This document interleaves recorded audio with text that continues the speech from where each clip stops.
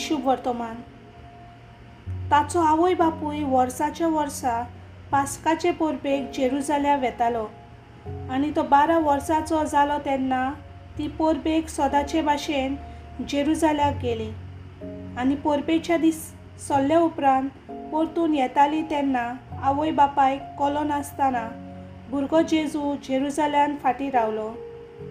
पूण तो वाटेच्या सांगात्या बोरी आसतलो म्हूण सोजमून ती एका दिसाची वाट चलून आयली आनी सोयऱ्या दायऱ्या आनी वळखीच्या लोकां मदें ताका सोदलो. तो मेलो ना जातोच ताका सोदीत सोदीत परतून जेरुजाल्याक गेली. आनी 3 दिसां उपरांत शास्त्रां मदें बसून तांचें आयकून आनी तांकां विचार करून आसलो तसो मेळ्ळो. ताचे आयकताले तांकां सोमेस्तांक ताचे गिन्यानाचे आनी ताचे जबाबाचे मोठें अजाप दिसलें.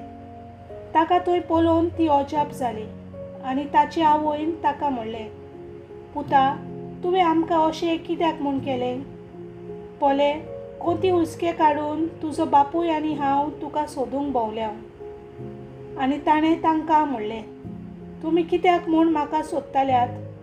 तर म्हज्या बापाच्या घरांत हांवें आसूंक जाय म्हूण तुमी नकलो आसलींत. पूण तो उलयलो तें तांकां सोजमलें ना. आनी ताचे बोरी तो नाजारेताक गेलो आनी तांकां खालतो रावलो. ताची आवय हें सगळें आपल्या काळजांत सांबाळून दवरताली. आनी जेजू जानवायेन पिरायेन आनी कुरपेन देवा आनी मनशा मुखार वाडत गेलो. देवाचें उतर हें.